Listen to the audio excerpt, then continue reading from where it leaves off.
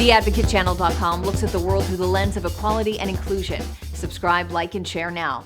AC 24/7's top story countdown continues with our producer's pick for number 3. Saudi Arabia's decision to extend an oil output cut isn't surprising, but it is sizable, 1 million barrels per day through August.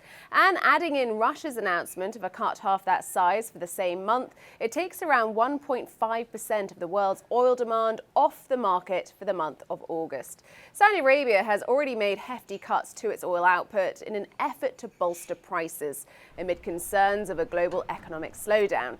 Now, so far, its efforts haven't really been rewarded. Brent crude is still trading below the $81 a barrel handle, the price point at which Saudi Arabia can balance its budget, according to the IMF.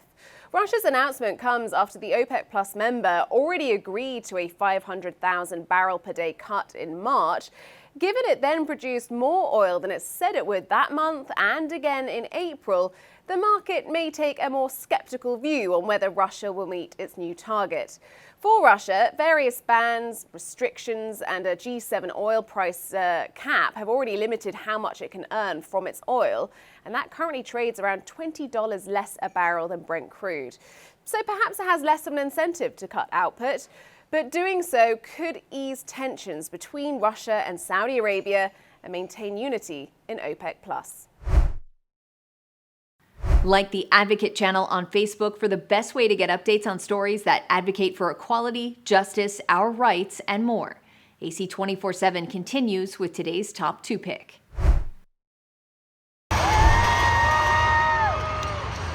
This 11-year-old girl, Jimena Madrid, enjoying an Astros baseball game in Houston, may have done more than anyone to shock the nation's conscience when thousands of children were separated from their migrant parents during the Trump administration.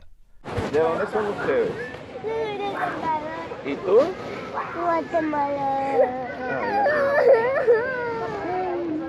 The child who said El Salvador in this secretly recorded audio tape from 2018 is Jimena Madrid when she was 6 years old. After 3 weeks in custody, Jimena and her mother Cindy, who were being held 1,200 miles away from each other, are reunited at Houston's Intercontinental Airport. They move in with Texas relatives. Mother and daughter don't know any English. Are you happy today? ¿Tú eres feliz hoy? Sí, muy feliz.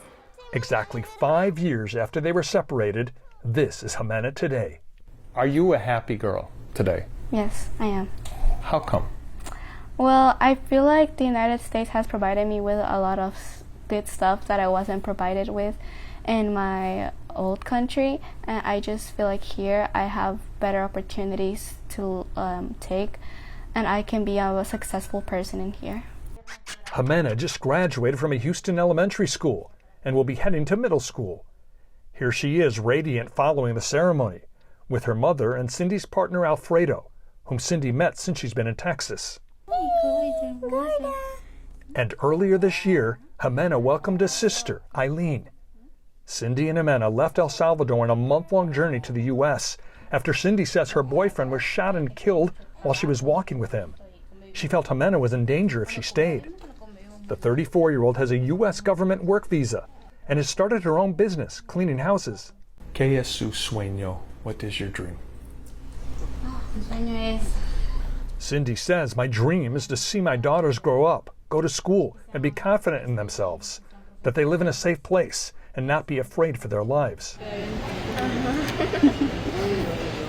But here's the thing. While Cindy has that work visa, she has not had a court hearing yet to decide if she gets asylum. The immigration attorney who has championed their case is Thelma Garcia. There is no finality. There's still fear involved. The family's afraid that they are going to be sent back to El Salvador. And so their nightmare continues. If you could talk to the political leaders who make decisions like this about who gets sent back and who stays, what would you say to them as an 11-year-old girl? I would say to please let us stay, because I promise that we're not bad people. We're not people that want to harm others. We're here to have a better life and hopefully be better persons that can help the country in the future. Cindy says, "I have never lost hope that someday they will let us know that we can be here legally, but I am still afraid I might have to go back to my country." What do you want to do when you grow up? I'm still not sure, but right now, I really feel like I would be a good book writer because I write a lot and I feel like I'm a very creative person, so I would like to be a book writer. That's wonderful. Would you write in Spanish or in English? Or both? Both, definitely both. Follow the Advocate channel on Twitter and Instagram to stay updated on stories that matter every day. Here's our #1 story of the day. Take a look. His anger was not controllable. For many victims of domestic violence, everyday life is hell on earth. It can be something as simple as me doing my makeup. It'd be a breakdown. The fights would start. We spoke with a young mother who doesn't want to be identified because she is now in hiding after fleeing years of abuse that took a potentially deadly turn. He started intimidating me with his guns. I fled. That was the breaking point. The guns? The guns. Yeah. She sought a restraining order, but proving her case was tough. A judge initially refused to grant one and denied her immediate sole custody of her child. I know I'm no good dad, so I had to leave her. It's okay.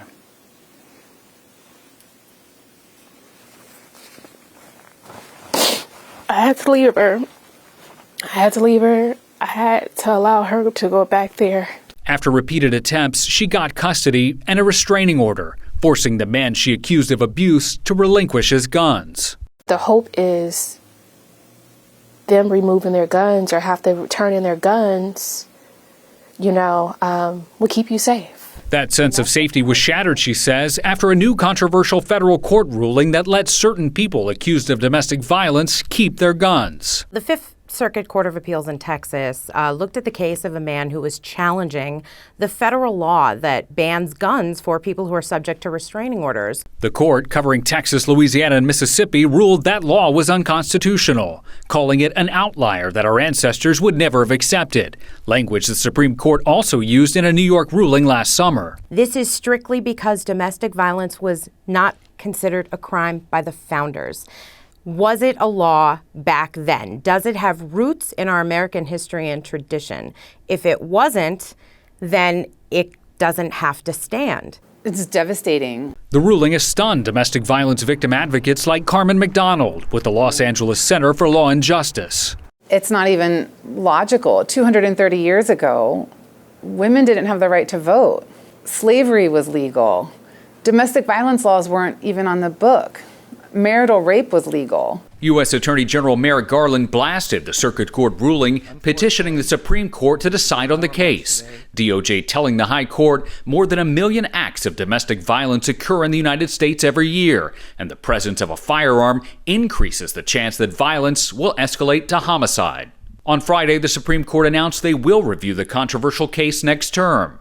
Some gun safety experts say the danger posed by abusers with guns could split the court's solid conservative majority. The Supreme Court at some point may draw a line. They have indicated, some of the conservative justices, that they are willing to do that. As the nation waits to see what the justices will do, the abuse victim we met has a grim prediction if the court allows abusers to keep their guns. It's a lot of blood that's going to be on their hands by doing that. A lot of blood.